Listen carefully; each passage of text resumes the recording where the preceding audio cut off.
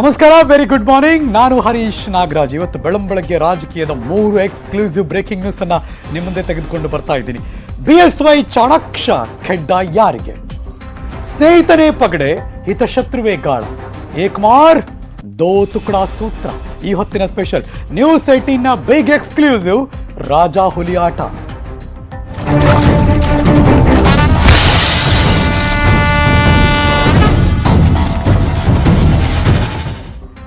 ಮೊದಲ breaking news ಏನ್ ಗೊತ್ತಾ? ಬ್ರೇಕಿಂಗ್ ನ್ಯೂಸ್ ಅಷ್ಟೇ ಅಲ್ಲ, ಇದು ಸ್ಫೋಟಕ ಸುದ್ದಿಯೂ ಹೌದು.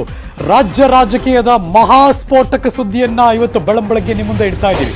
ಇಡೀ ಭಾರತೀಯ ಜನತಾ ಪಕ್ಷದ ಶಾಸಕರು ಸಚಿವರಿಗೆ ಇದು ಶಾಕಿಂಗ್ ಗ್ಯಾರಂಟಿ. ಹಾಗಾದ್ರೆ ಏನದು?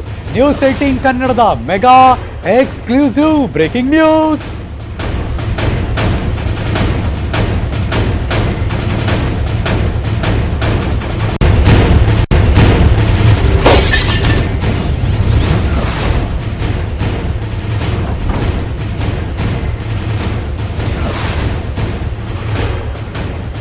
ಸಿಎಂಗೆ ಖೆಡ್ಡ ತೋಡಿದ್ರು, ಹಾಗಾದ್ರೆ ವಲಸಿಗರು ಅನ್ನೋ ಪ್ರಶ್ನೆ ರೈಸ್ ಆಗ್ತಾ ಇದೆ. ವಲಸಿಗರ ಆಟಕ್ಕೆ ರಾಜಾ ಹುಲಿ ಅವರು ಏನ್ ಮಾಡಿದ್ರು? ಖೆಡ್ಡ ತೋಡಿದವರಿಗೆ ಖೆಡ್ಡ ರೆಡಿ ಮಾಡಿದ್ರ? ಹಾಗಾದ್ರೆ ಆ ಬೆಳವಣಿಗೆ ಬಹಳ ಕುತೂಹಲವಾಗಿದೆ. ತಾನೇ ಸಾಕಿದ ಗಿಣಿಗೆ BS ಯಡಿಯೂರಪ್ಪನವರು ಖೆಡ್ಡ ತೋಡಿದ್ರು ಅಂತ ಅನಿಸ್ತಾ ಇದೆ. ಸಿಎಂ ಬದಲಾವಣೆಯ ಕೂಗು ಎಬ್ಬಿಸಿದ್ದು ಹಾಗಾದ್ರೆ ಅವರೇನಾ? ಶಾಕ್ ಆಗದೆ ಚಾಣಾಕ್ಷ ನಡೆಯನ್ನ ಇಟ್ಟಿದ್ದಾರೆ ಮುಖ್ಯಮಂತ್ರಿಗಳು. ಯಾರ್ಯಾರಿಗೆ ಏನೇನು ಕಾದಿದೆ ಕೆಲವೇ ಕ್ಷಣದಲ್ಲಿ ಇನ್ನೂ ಇದೆ ಹಲವಾರು ಬ್ರೇಕಿಂಗ್ ನ್ಯೂಸ್ಗಳು. ಮಿಸ್ ಮಾಡದೆ ನೋಡ್ತಾ ಇರಿ ಬ್ರೇಕಿಂಗ್ ನ್ಯೂಸ್.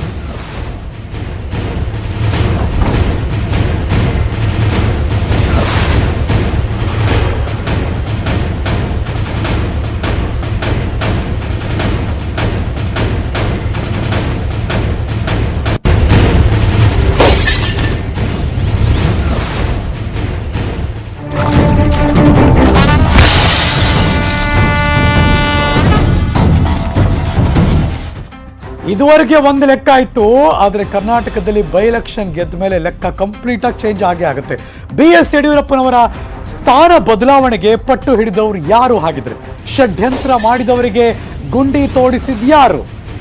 ಯಾರೂ ನಿರೀಕ್ಷೆ ಮಾಡದಂತಹ ಬೆಳವಣಿಗೆಗೆ ಬಿಜೆಪಿಯಲ್ಲಿ ಏನಾದರೂ ಆಗ್ತಾ ಇದೆಯಾ? ಹಾಗಿದ್ರೆ ಯಾಕೆ ಈ ಪ್ರಶ್ನೆಗಳನ್ನ ಮೊದಲಿಗೆ ಪಂಚ್ ಮಾಡ್ತಿದ್ದೀವಿ ಅಂದ್ರೆ ಇದಕ್ಕೆಲ್ಲ ಇನ್ನೂ ಉತ್ತರ ಸಿಗ್ತಾ ಹೋಗುತ್ತೆ. ಈಗ ಈ ಕ್ಷಣ ಬರ್ತಾ ಇದೆ ಬ್ರೇಕಿಂಗ್ ನ್ಯೂಸ್.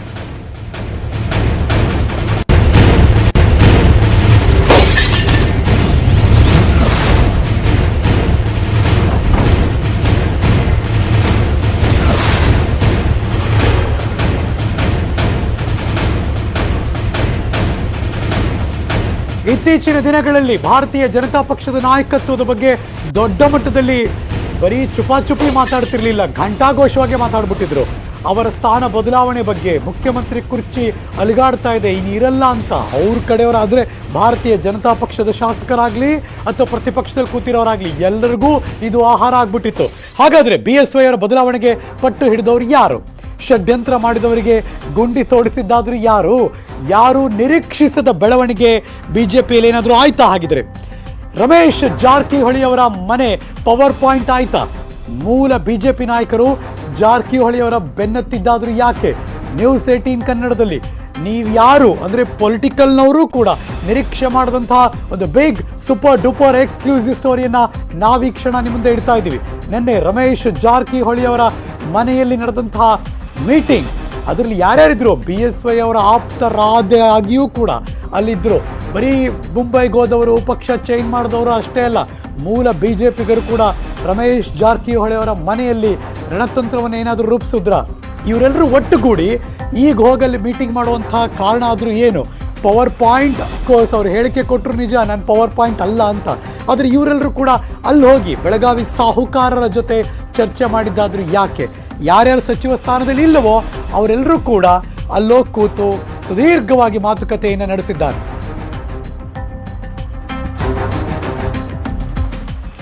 ಹಾಗಾದ್ರೆ ಇತ್ತೀಚೆಗೆ BSY ಅವರ ಬದಲಾವಣೆಯ ಮಾತಾಡಿದ್ರಲ್ಲ, ಈ ಗುಲ್ಲೆಬ್ಸಿದ್ ಯಾರು ಅಂತ ಪ್ರಶ್ನೆಗೆ ಉತ್ತರ ಸಿಗ್ಬೇಕಲ್ವಾ? ಬಂತು ನೋಡಿ ಮಗದೊಂದು ಬ್ರೇಕಿಂಗ್ ನ್ಯೂಸ್. ಜಾರಕಿಹೊಳಿ ಅವರ ಮನೆ ಪವರ್ ಹೌಸ್ ಯಾಕಾಯ್ತು? ಮೂಲ ಬಿಜೆಪಿಗರು ಜಾರಕಿಹೊಳಿ ಅವರ ಬೆನ್ನತ್ತಿದ್ದಾದ್ರೂ ಯಾಕೆ? ಬಹಳ ಆಶ್ಚರ್ಯ ಆಗುತ್ತಲ್ಲ. ಮೂಲ ಬಿಜೆಪಿಗರು ಕೂಡ ಇದೀಗ ರಮೇಶ್ ಜಾರಕಿಹೊಳಿ ಅವರ ಮನೆಗೆ ಹೋಗಿ ಮೀಟಿಂಗ್ ಮಾಡ್ತಾರೆ ಅಂದ್ರೆ ಹಾಗಾದ್ರೆ ಏನ್ ನಡೀತಿದೆ ಅನ್ನೋ ಕುತೂಹಲ ಕೂಡ ಹೌದು. ಬರುತ್ತೆ ಕೆಲವೇ ಕ್ಷಣದಲ್ಲಿ 1 by 1 ಆ ಬಿಗ್ಗೆಸ್ಟ್ ಬ್ರೇಕಿಂಗ್ ನ್ಯೂಸ್ ಅನ್ನ ನಿಮ್ಮ ಮುಂದೆ ಇಡ್ತಾ ಇದ್ದೀವಿ. Breaking news.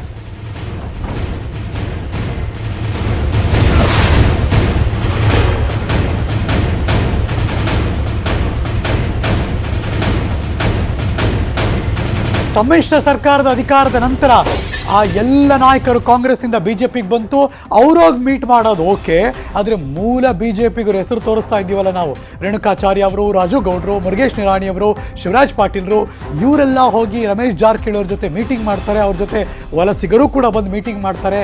ಇದೆಲ್ಲ ಯಾಕೆ ಅನ್ನೋ ಪ್ರಶ್ನೆ ಕೂಡ ಶುರುವಾಗುತ್ತೆ.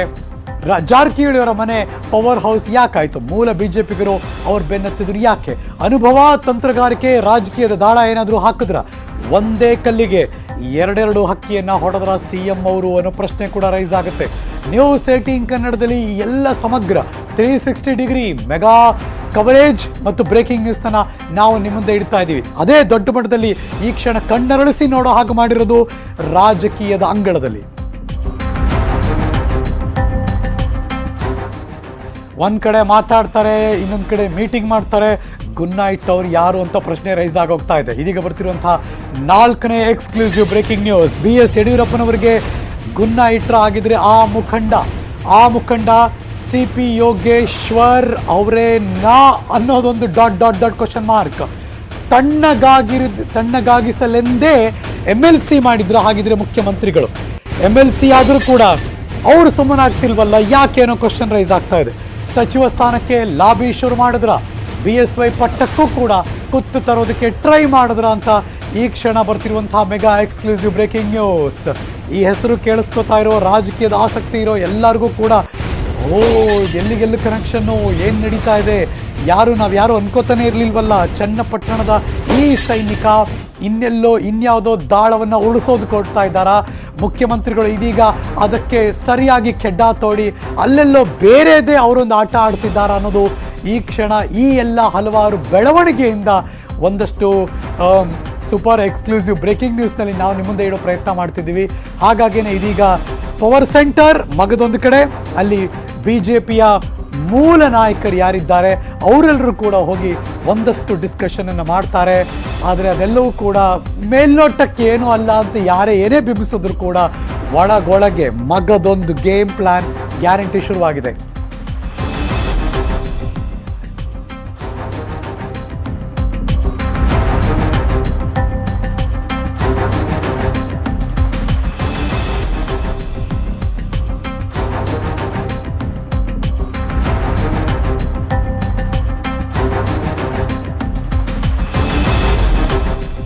ಆ ಎಲ್ಲ ಶಾಸಕರನ್ನ ಒಂದು ಪಕ್ಷದಿಂದ ಮಗದೊಂದು ಪಕ್ಷಕ್ಕೆ ಕರ್ಕೊಂಡ್ಬರ್ಬೇಕಾದ್ರೆ ಇವರು ಕೂಡ ಪಾತ್ರ ವಹಿಸಿದ್ರು. BS ಯಡಿಯೂರಪ್ಪನವರ ಮಾರ್ಗಸೂಚಿಯನ್ನು ಅನುಸರಿಸಿದ್ರು. ಹಾಗಾಗಿ ಅವರೆಲ್ಲರೂ ಕೂಡ ಸಕ್ಸಸ್ ಅನ್ನ ಎಂಜಾಯ್ ಮಾಡಿದ್ರು. ರಾಜಾಹುಲಿಯ ಹೊಸ ಅಸ್ತ್ರ ಏನು ಈಗ ಅನ್ನೋ ಪ್ರಶ್ನೆ CP ಯೋಗೇಶ್ವರ್ಗೆ ಶುರುವಾಗಿದೆಯಾ? ಹಾಗಿದ್ರೆ ಈ ಮೂಲಕ ನಡುಕ ನ್ಯೂಸ್ 18 ಕನ್ನಡದಲ್ಲಿ ಎಕ್ಸ್ಕ್ಲೂಸಿವ್ ಮಾಹಿತಿ. ರಾಜಕೀಯದ ಈ ಬ್ರೇಕಿಂಗ್ ನ್ಯೂಸ್ ರಾಜಕೀಯವನ್ನ ಬಲ್ಲವರು ನೋಡ್ತಿರೋರಿಗೆ ಒಂದು ಶಾಕಿಂಗ್ ಗ್ಯಾರಂಟಿ. ಯಾಕೆಂದ್ರೆ ರಾಜಾಹುಲಿ ಅವರ ಜೊತೆ CP ಯೋಗೇಶ್ವರ್ ಅವರಿದ್ರು. ಈಗ ಹಂಗಲ್ಲ, ರಾಜಾಹುಲಿ ವರ್ಸಸ್ CP ಯೋಗೇಶ್ವರ್. ಯಾಕೆಂದ್ರೆ ನನಗೂ ಅಧಿಕಾರ ಬೇಕು, ನನ್ನನ್ನು ಈಗ ಮಂತ್ರಿ ಮಾಡಿ ಅನ್ನುವ ಆ ಪ್ಲಾನ್ಗೆ ಇದೀಗ ರಿವರ್ಸ್ ಸ್ಟ್ರಾಟಜಿ ಪ್ಲೇ ಆಗ್ತಾ ಇದೆ ಅಂತ ಅನಿಸ್ತಾ ಇದೆ. ರಾಜಾಹುಲಿಯವರು ಈ ಮೂಲಕ CM ಬದಲಾವಣೆಗೆ ಟೀಮ್ ಕಟ್ತಿದ್ರ CP ಯೋಗೇಶ್ವರ್ ಅನ್ನೋ ಪ್ರಶ್ನೆ ರೈಸ್ ಆಗುತ್ತೆ. ಯೋಗೇಶ್ವರ್ ಅವರ ಬೆನ್ನು ಮೂಳೆಯನ್ನ ಮುರಿದ್ರ? ಹಾಗಿದ್ರೆ ಈ ಮೂಲಕ ಮುಖ್ಯಮಂತ್ರಿಗಳು CP ಯೋಗೇಶ್ವರ್ ಅವರ ಬೆನ್ನಿಗೆ ನಿಂತಿದ್ರ? ರಮೇಶ್ ಜಾರಕಿಹೊಳಿ ಸಾಹುಕಾರ್ಗೆ CM ಸೂಕ್ಷ್ಮ ಸಂದೇಶವನ್ನ ಈ ಮೂಲಕ ಕೊಡೋ ಪ್ರಯತ್ನ ಮಾಡ್ತಿದ್ದಾರೆ. ನೆನ್ನೆನೆ ಮೀಟಿಂಗ್ನಲ್ಲಿ ಅದೇ ಚರ್ಚೆ ಏನಾದರೂ ನಡೆದೋಯ್ತಾ? ಸಭೆಗೆ ಹೋಗಿದ್ದಂತಹ CP ಯೋಗೇಶ್ವರ ಆಪ್ತರು ಈ ಸಂದೇಶವನ್ನ ಈ ಮೂಲಕ ಕೊಡ್ತಿದ್ದಾರಾ ಅನ್ನೋ ಪ್ರಶ್ನೆಗಳು, ಎಷ್ಟೆಲ್ಲ ಕ್ವಶನ್. ಇವರೆಲ್ಲ ಹೋದ್ಮೇಲೆ ಮುಖ್ಯಮಂತ್ರಿಗಳ ರಾಜಕೀಯ ಕಾರ್ಯದರ್ಶಿ ಆದಿಯಾಗಿ ಅಫ್ಕೋರ್ಸ್ ಅನುಮಾನ ಇಲ್ಲ, ಅವರು ಗಡ್ಡಾಘೋಷವಾಗಿ ಬಲಭಾಗದಲ್ಲಿ ತೋರಿಸಿದ್ದೀವಲ್ಲ ಅವರೆಲ್ಲರೂ ಕೂಡ, ಅದು ರೇಣುಕಾಚಾರ್ಯರವರ ಹಾದಿಯಾಗಿ ನಾನು CM ಆಕಾಂಕ್ಷಿ, ನಾನೇನು ಸುಮ್ಮನೆ ಸನ್ಯಾಸತ್ವ ತಗೊಂಡಿದ್ದೀನಿ ಇಲ್ವಲ್ಲ, ನನಗೂ ಬೇಕು ಅಂತ ಅವಾಗ ಕೇಳಿದ್ರು. ಅದೇನು ಹಂಗೆ ಸೈಲೆಂಟ್ ಆಗಿ ಏನಿಲ್ಲ, ರಾಜಕೀಯ ಕಾರ್ಯದರ್ಶಿ ಆಗಿ ಕೊಟ್ಟು ಕ್ಯಾಬಿನೆಟ್ ದರ್ಜೆ ಕೊಟ್ಟು ಅವ್ರನ್ನ ಕೂರಿಸಿದ್ದಾರೆ ನಿಜ, ಆದರೆ ಮಂತ್ರಿಗಿರಿ ಬೇಕಲ್ವೇ? ಸೊ ಹಾಗಾಗಿ ಅದೆಲ್ಲವೂ ಮಗದೊಂದು ಕಡೆ ಸ್ಟ್ರಾಟಜಿಗಳು ಪ್ಲೇ ಆಗ್ತಾ ಇದೆಯೋ ಅನ್ನೋ ಪ್ರಶ್ನೆ ರೈಸ್ ಆಗ್ತಾ ಇದೆ.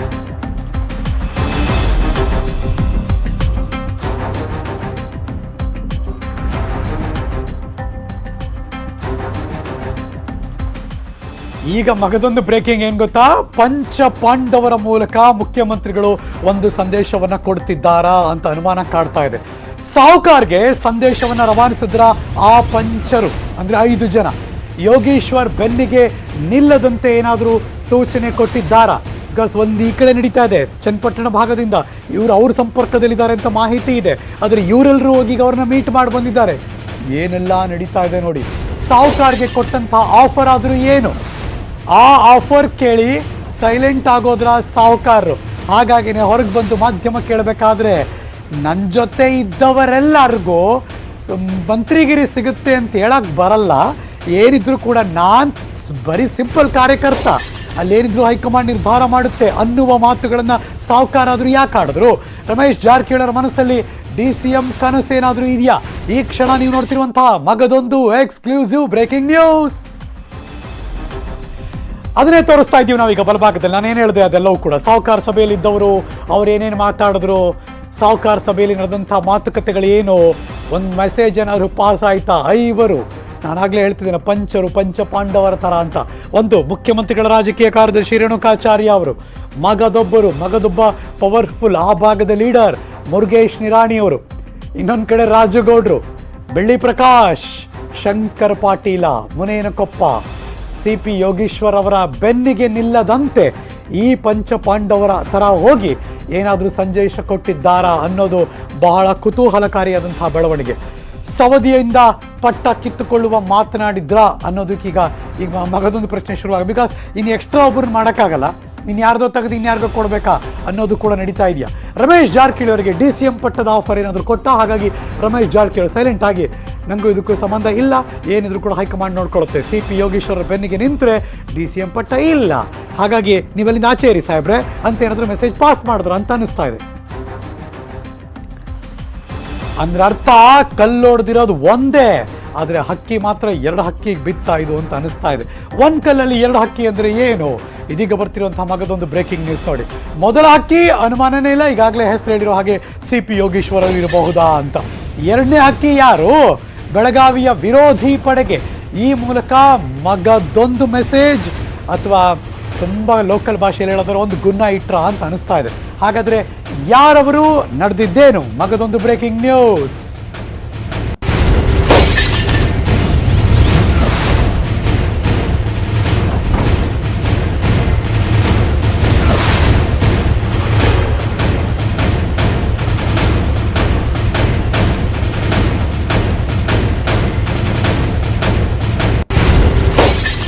ಉತ್ತರ ಕರ್ನಾಟಕ ಭಾಗದವರು ಅಥವಾ ಮುಂಬೈ ಕರ್ನಾಟಕ ಭಾಗದವರು, ಆ ಭಾಗದವರೇ ಇದುವರೆಗೆ ದೊಡ್ಡ ಮಟ್ಟದಲ್ಲಿ ತಮ್ಮ ಅಸಮಾಧಾನವನ್ನು ವ್ಯಕ್ತಪಡಿಸಿದ್ದು. ಮುಖ್ಯಮಂತ್ರಿಗಳ ಸೀಟ್ ಚೇಂಜ್ ಆಗುತ್ತೆ, ನಮ್ಮದೇ ಒಂದು ರಾಜ್ಯ ಆಗಬೇಕು, ಈಗ ಅದಕ್ಕೆ ಬೇರೆ ಬೇರೆ ಲಾಬಿಗಳು, ಇನ್ನೇನೋ ನಮಗೆ ಸಿಕ್ಕಿಲ್ಲ ಹಾಗಾಗಿ ಇನ್ನೇನೋ ಮಾಡಬೇಕು, ಈ ಥರದ್ದೆಲ್ಲ ಆ ಸುದ್ದಿ ಅಂತೂ ಬರ್ತಾನೆ ಇರುತ್ತೆ. ಬೆಳಗಾವಿಯಲ್ಲಿದ್ದ ಹಾಗಿದ್ರೆ CM ವಿರೋಧಿಗಳು, ಬೆಳಗಾವಿ ವಿರೋಧಿಗಳಿಗೆ ಮಟ್ಟ ಹಾಕುವಂಥ ಪ್ಲ್ಯಾನ್, ಅದಕ್ಕೆ ಈ ಮೂಲಕ ಸಾಹುಕಾರ್ ಕೂಡ ಒಂದಷ್ಟು ಪಂಚ ಪಾಂಡವರ ಮೂಲಕ ಮುಖ್ಯಮಂತ್ರಿಗಳು ಆ ಪ್ಲ್ಯಾನನ್ನು ರೂಪಿಸಿದ್ದಾರಾ? ಆಪ್ತ ಉಮೇಶ್ ಕತ್ತಿಗೆ ಪಟ್ಟ ಕಟ್ತಾರಾ BSY ಅನ್ನೋದು ಇದೀಗ ಮತ್ತಷ್ಟು ಕುತೂಹಲವನ್ನು ಕೆರಳಿಸ್ತಾ ಇದೆ. ಇದೆಲ್ಲವೂ ರಾಜಕೀಯ ಅಂಗಳದಲ್ಲಿ ಬೆಳಗಾವಿ ಭಾಗದ ಬೆಳವಣಿಗೆ ಏನಿದೆ ಗೊತ್ತಿಲ್ಲ. ಇನ್ನಷ್ಟು ದಿನದಲ್ಲಿ ಮಲ್ಟಿಪಲ್ ಪ್ಲಾನ್ಸ್ ಕೆಲಸ ಮಾಡ್ತಿದೆ ಇದು. ಸಿದ್ದು ಸವದಿ ಇನ್ನೊಂದು ಕಡೆ, ಬೆಳಗಾವಿ ಭಾಗದ ಲೀಡರ್ಸ್ ಮಗದೊಂದು ಕಡೆ, ಇನ್ನೂ ಮುಖ್ಯಮಂತ್ರಿಗಳ ಆಪ್ತರೆಲ್ಲ ಹೋಗಿ ಮೀಟ್ ಮಾಡಿ ಬಂದಿದ್ದಾರೆ. ಚನ್ನಪಟ್ಟಣದ ಸಾಹೇಬರು ಇನ್ಯಾವುದೋ ಗೇಮ್ ಪ್ಲ್ಯಾನ್ ಮಾಡ್ತಿದ್ದಾರೆ. ಒಳಗೊಳಗೆ ಮೇಲ್ನೋಟಕ್ಕೆ ಏನೇ ಇದ್ರೂ ಕೂಡ ಪ್ಲಾನಿಂಗ್ಗಳು ಬೇರೆ ಬೇರೆ ನಡೀತಾನೆ ಇದೆ. ಇವೆಲ್ಲವೂ ಕೂಡ ಬಹಳ ದೊಡ್ಡ ಮಟ್ಟದಲ್ಲಿ ಕುತೂಹಲ ಕೆರಳಿಸ್ತಾ ಇದೆ. ಈ ಎಲ್ಲ ಬೆಳವಣಿಗೆ ಬಗ್ಗೆ ಮತ್ತಷ್ಟು ಮಾಹಿತಿಯನ್ನು ಕೊಡೋದಕ್ಕೆ ಪೊಲಿಟಿಕಲ್ ಬ್ಯೂರೋ ಇಂದ ನನ್ನ ಸಹೋದ್ಯೋಗಿ ಶ್ರೀನಿವಾಸ್ ಹಳಕಟ್ಟಿ ದೂರವಾಣಿ ಸಂಪರ್ಕಕ್ಕೆ ಬಂದಿದ್ದಾರೆ. Good morning Srinivas. Good morning Harish. Deepavali ಪಟಾಕಿ ಹೊಡೆಯಕ್ಕೆ ಇನ್ನೂ ಟೈಮ್ ಇತ್ತು, ಇದ್ಯಾವುದೋ ಬ್ಲಾಸ್ಟ್ ಆಗ್ತಿದೆ ಈಗಲೇ. ಖಂಡಿತವಾಗಿಯೂ ಹರೀಶ್, ಯಾಕಂತಂದ್ರೆ ನಾಯಕತ್ವ ಬದಲಾವಣೆಯ ಕೂಗು ಹೆಚ್ಚದಂತೆ ಯಡಿಯೂರಪ್ಪ ಅವರು ತಮ್ಮ ಸ್ಥಾನವನ್ನ ಗಟ್ಟಿ ಮಾಡ್ಕೊಳ್ತಕ್ಕಂಥ ಒಂದು ಪ್ರಯತ್ನವನ್ನ ಮಾಡ್ತಾ ಇದ್ದಾರೆ. ಅದರಲ್ಲೂ ಪ್ರಮುಖವಾಗಿ ಬೈ ಎಲೆಕ್ಷನ್ ಗೆದ್ದು ಮತ್ತೆ ಒಂದು ಸಂದೇಶವನ್ನು ಸಾರಿದ್ದಾರೆ, ನಾನು ಪ್ರಬಲ ನಾಯಕ ಅಂತಕ್ಕಂಥ ವಿಚಾರ. ಹಾಗಾಗಿ ಯಾರೆಲ್ಲ ತಮ್ಮ ನಾಯಕತ್ವ ಬದಲಾವಣೆಗೆ ಕೂಗು ಎಬ್ಸಿದ್ದಾರೆ ಅವ್ರಿಗೆ ಈಗಿಂದಲೇ ಮಟ್ಟ ಹಾಕ್ಬೇಕು ಅಂತಕ್ಕಂಥ ಒಂದು ತಂತ್ರಗಾರಿಕೆಯನ್ನ ರಾಜಕೀಯ ಪಟ್ಟಗಳನ್ನ ಯಡಿಯೂರಪ್ಪನವರು ಹೊಂದಿದ್ದಾರೆ ಅಂತಕ್ಕಂಥದ್ದು. ಅಂದ್ರೆ ರಾಜ್ಯದಲ್ಲಿ ನಾಯಕತ್ವ ಬದಲಾವಣೆ ಕೂಗಿ ಒಂದು ಚಾಲನೆ ಕೊಟ್ಟವರು ಸಿ.ಪಿ. ಯೋಗೇಶ್ವರ್. ಅಷ್ಟೇ ಅಲ್ಲ, ಈ ಸಿ.ಪಿ. ಯೋಗೇಶ್ವರ್ ಆ ಮೂಲಕ ಹೈಕಮಾಂಡ್ ಮೂಲಕ ನಾನು ಮಂತ್ರಿ ಆಗ್ಬೇಕು ಅಂತಕ್ಕಂಥ ಒಂದು ಪಟ್ಟನ ಒಂದು ಒತ್ತಡವನ್ನು ಕೂಡ ಹೇರಿದ್ದಾರೆ. ಶ್ರೀನಿವಾಸ್, ಈ ಬೆಳವಣಿಗೆ ನೋಡ್ತಾ ಇದ್ರೆ ಒಂದು ಸಿಂಪಲ್ ಪ್ರಶ್ನೆ ಕೇಳ್ಬಿಡ್ತೀನಿ, ಬಟ್ ಆನ್ಸರ್ ಬೇಕು. ಸಿ.ಪಿ. ಯೋಗೇಶ್ವರ್ ಯಾರ ಕಡೆ ಆಗಿದ್ದಾರೆ? ಹರೀಶ್, ಇಲ್ಲಿ ಪ್ರಮುಖವಾಗಿ ಸಿ.ಪಿ. ಯೋಗೇಶ್ವರ್ ಹೈಕಮಾಂಡ್ ಒಂದು ಕ್ಯಾಂಡಿಡೇಟ್ ಅಂತ ಹೇಳ್ಬೋದು. ಅದರಲ್ಲೂ ಪ್ರಮುಖವಾಗಿ ಬಿ ಎಲ್ ಸಂತೋಷ್ ಏನಿದ್ದಾರೆ, ಸಂತೋಷ್ ಪರವಾಗಿನೇ ಕೆಲಸ ಮಾಡ್ತಾ ಇರ್ತಕ್ಕಂಥವ್ರು ಅಂತಕ್ಕಂಥ ಒಂದು ಮೆಸೇಜ್ ಈಗಾಗಲೇ ರಾಜ್ಯ ಬಿಜೆಪಿ ನಾಯಕರು ಕೂಡ ಒಂದು ಸಂದೇಶ ರವಾನೆ ಆಗಿದೆ. ಆ ನಿಟ್ಟಿನಲ್ಲಿ ಯೋಗೇಶ್ವರ್ ಯಡಿಯೂರಪ್ಪನವ್ರನ್ನ ಬದಲಾವಣೆ ಮಾಡ್ಬೇಕು ಅಂತಕ್ಕಂಥ ಒಂದು ಕೂಗಿಗೆ ಚಾಲನೆ ನೀಡಿದವರು. ಆರಂಭದಲ್ಲಿನೇ ಒಂದು ಜಗದೀಶ್ ಶೆಟ್ಟರ್ ನಿವಾಸದಲ್ಲಿ ಇಂಥ ಒಂದು ಸಭೆ ಆಗಿತ್ತು. ಆ ಸಭೆಯಲ್ಲಿ ಯೋಗೇಶ್ವರ್ ಕೂಡ ಪಾಲ್ಗೊಂಡಿದ್ರು, ಅಂದ್ರೆ MLC ಆಗೋಕ್ಕಿಂತ ಮುಂಚಿತವಾಗಿದೆ. ಹೀಗಾಗಿ ಯಡಿಯೂರಪ್ಪನವರು ಈಗ ಆಲ್ರೆಡಿ ನಾನು ಬೈ ಎಲೆಕ್ಷನ್ ಗೆದ್ದಾಗಿದೆ, ಜೊತೆಗೆ ನಾನೇ ಕಂಟಿನ್ಯೂ ಆಗ್ಬೇಕಂತಕ್ಕಂಥ ಇಚ್ಛೆಯನ್ನು ಕೂಡ ಅವ್ರು ವ್ಯಕ್ತಪಡಿಸಿದ್ದಾರೆ. ಆ ಒಂದು ಕಾರಣಕ್ಕೆ ಯಾರ್ಯಾರು ಕೂಗೆಬ್ಸಿದ್ದಾರೆ, ಯಾರ್ಯಾರು ತಮ್ಮ ಹಿತಶತ್ರುಗಳಿದ್ದಾರೆ ರಾಜಕೀಯವಾಗಿ ಮತ್ತು ಪಕ್ಷದಲ್ಲಿ, ಅವ್ರನ್ನ ಆದಷ್ಟು ದೂರ ಇಡಬೇಕು ಅಂತಕ್ಕಂಥದ್ದು. ಹಾಗಾಗಿನೇ ಕೂಡ ಯೋಗೇಶ್ವರ್ ಬೆನ್ನಿಗೆ ರಮೇಶ್ ಜಾರಕಿಹೊಳಿ ಕೂಡ ನಿಂತಿದ್ದಾರೆ. ಅಂದ್ರೆ ರಮೇಶ್ ಜಾರಕಿಹೊಳಿ ಮೂಲಕ ಮತ್ತಷ್ಟು ಹೈಕಮಾಂಡ್ ಮೇಲೆ ಒತ್ತಡ ಹೇರೋದ್ರ ಮೂಲಕ ಮಂತ್ರಿ ಆಗ್ಬೇಕು ಅಂತಕ್ಕಂಥದ್ದು ಒಂದು ಯೋಗೇಶ್ವರ್ ಅವರ ಉದ್ದೇಶ. ಆದ್ರೆ ಇಲ್ಲಿ ಪ್ರಮುಖವಾಗಿರ್ತಕ್ಕಂಥ ಕೀ ಇರೋದು ರಮೇಶ್ ಜಾರಕಿಹೊಳಿ, ಗೋಕಾಕ್ ಸಾವ್ಕಾರ್. ಈ ಗೋಕಾಕ್ ಸಾವ್ಕಾರ್ನ ಹಿಡಿದುಕೊಂಡ್ಬಿಟ್ರೆ ಎಲ್ಲವೂ ಸರಿ ಹೋಗುತ್ತೆ ಅಂತಕ್ಕಂತಹ ಒಂದು ತಂತ್ರ ಯಡಿಯೂರಪ್ಪನವ್ರದ್ದು. ಹಾಗಾಗಿ ಯೋಗೀಶ್ವರ್ ಪರವಾಗಿ ನಿಂತ್ಕೋಬೇಡಿ ಅಂತಕ್ಕಂಥ ಒಂದು ಸಂದೇಶವನ್ನ ತಮ್ಮ ಆಪ್ತರ ಮೂಲಕ ಯಡಿಯೂರಪ್ಪನವರು ರಮೇಶ್ ಜಾರಕಿಹೊಳಿಗೆ ಸಂದೇಶ ರವಾನೆ ಮಾಡಿದ್ದಾರೆ. ಅಷ್ಟೇ ಅಲ್ಲ, ಲಕ್ಷ್ಮಣ್ ಸವದಿ ಮತ್ತೊಂದು ವರಿಷ್ಠರಿಗೆ ಸಂಪರ್ಕಗೊಂಡು ರಾಜ್ಯದಿಂದ ಅಂದ್ರೆ ಸರ್ಕಾರದಲ್ಲಿ ಏನಾಗ್ತಾ ಇದೆ, ಯಡಿಯೂರಪ್ಪ ಅವರ ಗುಂಪಲ್ಲಿ ಏನಾಗ್ತಾ ಇದೆ ಅಂತಕ್ಕಂಥ ಒಂದು ಎಲ್ಲ ಒಂದು ವಿಚಾರಗಳನ್ನ ಹೈಕಮಾಂಡ್ಗೆ ಮುಟ್ಟಿಸ್ತಕ್ಕಂತಹ ಒಂದು ಸಂಪರ್ಕ ಅಂದ್ರೆ ಲಕ್ಷ್ಮಣ್ ಸವದಿ ಅಂತಕ್ಕಂಥ ಮಾಹಿತಿ ಕೂಡ ಯಡಿಯೂರಪ್ಪ ಅವ್ರಿಗೆ ಗೊತ್ತಾಗಿದೆ. ಹೀಗಾಗಿ ಲಕ್ಷ್ಮಣ್ ಸವದಿ ಸಾರಿಗೆ ಸಚಿವರಾಗಿಯೂ ವಿಫಲರಾಗಿದ್ದಾರೆ, ಡಿಸಿಎಂ ಆಗಿಯೂ ಕೂಡ ವಿಫಲರಾಗಿದ್ದಾರೆ. ಹೀಗಾಗಿ ಯೋಗೀಶ್ವರವನ್ನ ಮಂತ್ರಿ ಸ್ಥಾನ ದೂರ ಇಡಬೇಕು, ಲಕ್ಷ್ಮಣ್ ಸವದಿ ಅವರನ್ನ ಕೆಳಗಿಳಿಸಬೇಕು, ಆ ಒಂದು ಸ್ಥಾನಕ್ಕೆ ರಮೇಶ್ ಜಾರಕಿಹೊಳಿ ತರಬೇಕು ಅಂತಕ್ಕಂಥ ಒಂದು ಬೆಣ್ಣೆಯನ್ನ ತುಪ್ಪವನ್ನ ರಮೇಶ್ ಜಾರಕಿಹೊಳಿಗೆ ಸವರಿದ್ದಾರೆ. ಹೀಗಾಗಿನೇ ಕೂಡ ಒಂದು ರಾಜಕೀಯ ತಂತ್ರಗಾರಿಕೆ ಹೆಸರಾಗಿರ್ತಕ್ಕಂಥ ಯಡಿಯೂರಪ್ಪನವರು ಸಿಎಂ ಕುರ್ಚಿಯಲ್ಲಿ ಮುಂದುವರಿಬೇಕು ಮತ್ತು ನಮ್ಮ ಹಿತಶತ್ರುಗಳನ್ನ ಅಲ್ಲಿಂದ ಅಲ್ಲೇ ಮಟ್ಟ ಹಾಕಬೇಕು ಅಂತಕ್ಕಂಥ ತಂತ್ರಗಳನ್ನ ಹೆಣೆದಿದ್ದಾರೆ. Thank you so much Srinivas Halakatti ಈ ಕ್ಷಣದ ಮಾಹಿತಿಗೆ. ಅಭಿ ಪಿಕ್ಚರ್ ಬಾಕಿ ಹೇ, ರಾಜಕಾರಣದಲ್ಲಿ ಇನ್ನೂ ದೊಡ್ಡ ಮಟ್ಟದಲ್ಲಿ ಆಗುವಂತಹ ಬೆಳವಣಿಗೆಗೆ ಇದು ನಾಂದಿ ಹಾಡುತ್ತಾ ಅಂತ ಕಾದು ನೋಡಬೇಕು. Welcome back. ದೀಪಾವಳಿಗೆ ಕಾದಿದೆ ಒಂದು ಶಾಕ್. ಸೈಲೆಂಟ್ ಇದ್ದವರಿಗೆ ಗೇಟ್ ಪಾಸ್, ಸಚಿವಾಕಾಂಕ್ಷಿಗಳಿಗೆ ಬೆಳಕಿಲ್ಲದ ಹಬ್ಬ.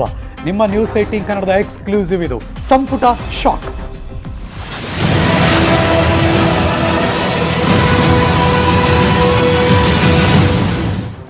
ಬರೀ ಸಚಿವಾಕಾಂಕ್ಷಿಗಳಿಗೆ ಮಾತ್ರ ಅಲ್ಲ, ಸಚಿವರಾಗಿದ್ದವರಿಗೂ ಈಗಂತೂ ಗ್ಯಾರಂಟಿ ಶಾಕ್ ಆದಿದೆ ಅನಿಸ್ತಾ ಇದೆ. ದೀಪಾವಳಿ ಗಿಫ್ಟ್ ಬದಲಿಗೆ ಅವ್ರಿಗೆಲ್ಲ ಒಂದು ಬಿಗ್ ಶಾಕ್ ಅನಿಸ್ತಾ ಇದೆ. ಹಾಗಾದ್ರೆ ನಡೆದಿದ್ದಾದ್ರೆ ಏನು? ಈ ಕ್ಷಣ ಬರ್ತಿರುವಂತಹ ಬ್ರೇಕಿಂಗ್ ನ್ಯೂಸ್. ಈಗಾಗಲೇ ಒಂದು ಲಿಸ್ಟ್ ರೆಡಿ ಮಾಡಿದ್ದಾರಂತೆ BS ಯಡಿಯೂರಪ್ಪನವರು. ಅಂದ್ರೆ ಹಾಲಿ ಸಚಿವರಲ್ಲಿ ಕೆಲವರಿಗೆ ಕೋಕ್, ಬಹುತೇಕ ಫಿಕ್ಸ್ ಅನ್ನೋ ಮಾತುಗಳು. ಹಾಗಾದ್ರೆ ಯಾರಿಗೆ ಏನೇನ್ ಕಾದಿದೆಯೋ ನೋಡೋಣ. Breaking news.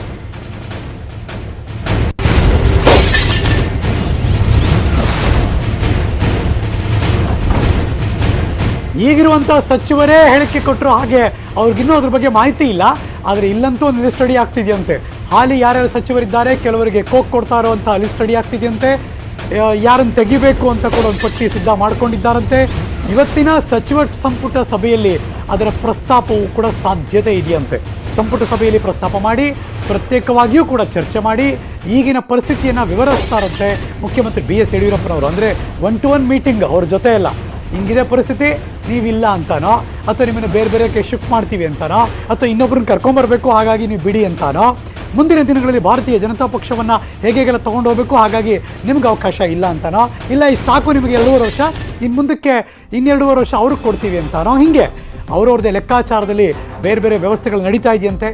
ಸಚಿವಾಕಾಂಕ್ಷಿಗಳು ಕೂಡ ದೀಪಾವಳಿ ಗಿಫ್ಟ್ ಅನುಮಾನ ಅನ್ನೋ ಮಾಹಿತಿ ಯಾರ್ಯಾರು ಬರ್ತಾ ಇದೆ. ನ್ಯೂಸ್ 18 ಕನ್ನಡದ ಸ್ಕ್ರೀನಲ್ಲಿ ಎಕ್ಸ್ಕ್ಲೂಸಿವ್ ಮಾಹಿತಿ. ಸಂಸದೀಯ ಕಾನೂನು ಸಚಿವರು ಮಾಧುಸ್ವಾಮಿ ಅವರು, ಶಶಿಕಲಾ ಜೊಲ್ಲೆ ಅವರು, ಪ್ರಭು ಚೌಹಾಣ್ ಇವರೆಲ್ಲರೂ ಕೂಡ ಔಟ್ ಆಗ್ತಾರಾ ಅಥವಾ ಔಟ್ ಆಗದೆ ಹೋದ್ರು ಏನಾದ್ರು ಬದಲಾವಣೆ ಆಗೋಗುತ್ತಾ ಅಂತ ಇನ್ನಾಗೋರು ಅನುಮಾನ ಇಲ್ಲ. ಮಧ್ಯದಲ್ಲಿರೋರು ಅವರು RR ನಗರ ಶಾಸಕರು, ಅವರು ಮುನಿರತ್ನ ಅವರು, ಹುಕ್ಕೇರಿ ಅವರಂತೂ ಗ್ಯಾರಂಟಿ ಒಳಗೆ ಬರ್ತಾರೆ ಅಂತ ಅನಿಸ್ತಾ ಇದೆ. ಇನ್ನು ಹಿರಿಯೂರಿನ ಶಾಸಕಿ ಪೂರ್ಣಿಮಾ ಅವರು, ಲೇಡಿ ಕ್ಯಾಬಿನೆಟ್ ಒಳಗಡೆ ಎಂಟ್ರಿ ಕೊಡಬೇಕಾದ್ರೆ ಅವ್ರಿಗೆ ಅವಕಾಶ ಇದೆ ಅನ್ನೋ ಮಾತುಗಳಿದೆ. ಸೊ ಹಾಗಾಗಿ ಈ 3 ಜನ ಸಂಪುಟ ಒಳಗೆ ಬರ್ತಾರೆ ಅನ್ನೋ ಸುದ್ದಿ. ಇನ್ನು ಹೊರಗೆ ಹೋಗ್ತಿರೋರ ಪೈಕಿ ಕೋಟಾ ಶ್ರೀನಿವಾಸ್ ಪೂಜಾರಿ ಅವರು, ಪ್ರಭು ಚೌಹಾಣ್ ಅವರು, ಸಿ ಪಾಟೀಲ್ ಅವರು, ಇವರೆಲ್ಲರ ಹೆಸರು ಕೂಡ ಕೇಳಿ ಬರ್ತಾ ಇದೆ. ಮತ್ತಷ್ಟು ಮಾಹಿತಿ ನನ್ನ ಸಹೋದ್ಯೋಗಿ ಪೊಲಿಟಿಕಲ್ ಬ್ಯೂರೋ ಇಂದ ಕೃಷ್ಣ ದೂರವಾಣಿ ಸಂಪರ್ಕಕ್ಕೆ ಬಂದಿದ್ದಾರೆ. Good morning Krishna. Very good morning Harish. ಒಂದಷ್ಟು ಅವಕಾಶಗಳನ್ನು ಕೊಟ್ಟಿದ್ರು, ಇದುವರೆಗೂ ಹಲವಾರು ಹೆಸರುಗಳು ಕೇಳಿ ಬರ್ತಾ ಇತ್ತು. ಈಗ ಇದು ಫೈನಲ್ ಹಂತಕ್ಕೆ ಬಂದಿದ್ಯಾ? ಖಂಡಿತವಾಗ್ಲೂ ಹರೀಶ್, ಇವತ್ತು ಫೈನಲ್ ಹಂತಕ್ಕೆ ಬರ್ತಾ ಇದೆ. ಯಾಕಂದ್ರೆ ಈಗಾಗಲೇ ಮುಖ್ಯಮಂತ್ರಿಗಳು ಒಂದು ಪಟ್ಟಿನ ರೆಡಿ ಮಾಡ್ಕೊಳ್ತಾ ಇದ್ದಾರೆ. ಯಾರೆಲ್ಲ ಸಚಿವರನ್ನ ಕೈ ಬಿಡಬಹುದು, ಮತ್ತೆ ಯಾರೆಲ್ಲ ಹೊಸದಾಗಿ ಸಂಪುಟಕ್ಕೆ ಸೇರ್ಪಡೆ ಮಾಡ್ಕೊಳ್ಬೇಕು. ಕೃಷ್ಣ, ಕೈ ಬಿಟ್ಬಿಡ್ಬೋದು, ಆದ್ರೆ ಮತ್ತೆ ವಿಶ್ವಾಸದಲ್ಲಿ ಇಟ್ಕೋಬೇಕಲ್ಲ, ಅದಕ್ಕೇನ್ ಮಾಸ್ಟರ್ ಪ್ಲಾನ್ಗಳು ರೆಡಿ ಆಗ್ತಾ ಇದೆ?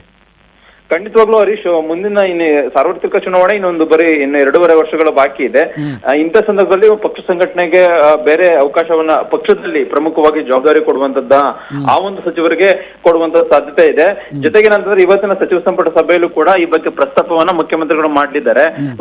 ಈಗಾಗಲೇ ಕೆಲ ಸಚಿವರುಗಳಿಗೆ ಒಂದು ಪ್ರಾರಂಭಿಕವಾಗಿ ಕೂಡ ತಿಳಿಸಿದ್ದಾರೆ. ಇವತ್ತಿನ ಸಚಿವ ಸಂಪುಟ ಸಭೆಯಲ್ಲಿ ಒಂದು ಮುನ್ಸೂಚನೆಯನ್ನು ಕೊಡ್ತಿದ್ದಾರೆ.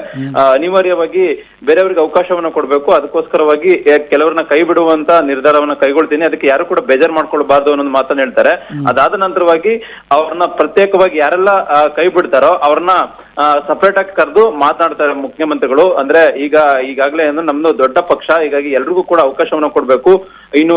ಇನ್ನಿರುವುದು ಸರ್ಕಾರದ ಅವಧಿ 2.5 ವರ್ಷ. ಇಂಥ ಸಂದರ್ಭದಲ್ಲಿ ಬೇರೆಯವ್ರಿಗೂ ಕೂಡ ಅವಕಾಶವನ್ನು ಕೊಡ್ಬೇಕು, ಅದಕ್ಕೆ ನೀವು ಯಾರು ಕೂಡ ಬೇಜಾರ್ ಮಾಡ್ಕೊಡ್ಬಾರ್ದು ಅನ್ನೋ ಒಂದು ಮಾತನ್ನ ಅವ್ರಿಗೂ ಕೂಡ ಸಚಿವರಿಗೆ ತಿಳಿಸಲು ಕೂಡ ಮುಖ್ಯಮಂತ್ರಿಗಳು ತಿಳಿಸಲು ಈಗಾಗಲೇ ನಿರ್ಧಾರವನ್ನ ಮಾಡಿದ್ದಾರೆ. ಆದ್ರೆ ಅಂತಿಮವಾಗಿ ಆ ಒಂದು ಮಾನದಂಡ ಸರ್ಕಾರ ರಚನೆಯ ಸಂದರ್ಭದಲ್ಲೂ ಮಾಧುಸ್ವಾಮಿಯವರ ಪಾತ್ರವನ್ನ ಕಣ್ಣು ಕಾಣೋ ಹಾಗೆ ಇಡೀ ಜಗತ್ತು ಗೊತ್ತಾಗಿತ್ತು. ಅಂಥವ್ರನ್ನೆಲ್ಲ ಕೈ ಬಿಡ್ತಿದ್ದಾರೆ ಅಂದ್ರೆ ಏನ್ ಕಾರಣ ಇರ್ಬೋದು ಸ್ಟ್ರಾಂಗ್ ಆಗಿ? ಖಂಡಿತವಾಗ್ಲೂ ಹರೀಶ್, ಈಗ ಸ್ಟ್ರಾಂಗ್ ಆಗಿ ಅನ್ನುವಂತ ವಿಚಾರ ಏನು ಅಂತಂದ್ರೆ ಬೇರೆಯವ್ರಿಗೆ ಅವಕಾಶವನ್ನ ಕೊಡ್ಬೇಕು. ಯಾಕಂತಂದ್ರೆ ಸರ್ಕಾರ ರಚನೆಗೆ ಪ್ರಮುಖವಾದಂತ ಕಾರಣಕರ್ತರು ತುಂಬಾ ಜನ ಇದ್ದಾರೆ, ಅವ್ರಿಗೆ ಅವಕಾಶವನ್ನ ಕೊಡ್ಬೇಕು. ಹಂಗಾಗಿ ಅನಿವಾರ್ಯವಾಗಿ ಮುಖ್ಯಮಂತ್ರಿಗಳು ಅವ್ರನ್ನ ಕೈ ಬಿಡ್ಲೇಬೇಕಾದಂತ ಪರಿಸ್ಥಿತಿ ನಿರ್ಮಾಣ ಆಗಿರುವಂತದ್ದು. ಅವ್ರಿಗೆ ಮುಖ್ಯಮಂತ್ರಿಗಳು ಮನವರಿಕೆ ಮಾಡಿಕೊಡುವಂತ ಸಾಧ್ಯತೆ ಇದೆ, ಪ್ರಮುಖವಾಗಿ ಕೆಲ ವಿಚಾರಗಳ ಮೂಲಕವಾಗಿ. ಮತ್ತೆ ಬೇರೆ ಬೇರೆ ಪಕ್ಷ ಸಂಘಟನೆಯಲ್ಲಿ ಆಗಿರ್ಬೋದು, ಮತ್ತೆ ಪಕ್ಷದಲ್ಲಿ ಉನ್ನತ ಮಟ್ಟದ ಜವಾಬ್ದಾರಿಯನ್ನ ಅವರಿಗೆ ಕೊಡುವಂತ ಸಾಧ್ಯತೆ ಇದೆ ಹಿರಿಯ ಸಚಿವರುಗಳಿಗೆ. ಯಾಕಂದ್ರೆ ಬರುವಂತ ಚುನಾವಣೆ ಸಂದರ್ಭದಲ್ಲಿ ಪಕ್ಷ ಗೆಲ್ಲಲೇಬೇಕಂತ ಅನಿವಾರ್ಯತೆ ಇದೆ. ಮುಖ್ಯಮಂತ್ರಿಗಳು ಕೂಡ ಪಣ ತೊಟ್ಟಿದ್ದಾರೆ. ಈ ಒಂದು ವಿಚಾರ ಮಾನದಂಡಗಳನ್ನ ಇಟ್ಕೊಂಡು ಸಚಿವರಿಗೆ ಕೃಷ್ಣ ಈ ಕ್ಷಣದ ಮಾಹಿತಿಗಾಗಿ. ಶಾಲೆ ಓಪನ್ಗೆ ಇವತ್ತೇ ಡಿಸೈಡ್ ಆಗುತ್ತೆ. ಪೋಷಕರಿಗೆ ಓಕೆ ಅಂತೆ, ಸರ್ಕಾರಕ್ಕೆ ಮಕ್ಕಳ ಆರೋಗ್ಯದ ಹೊಣೆ ಯಾರದ್ದು? ಹಾಗಿದ್ರೆ ಈ ಹೊತ್ತಿನ ಸ್ಪೆಷಲ್, ಶಾಲೆ ಓಪನ್ ಅಥವಾ ಕ್ಲೋಸ್?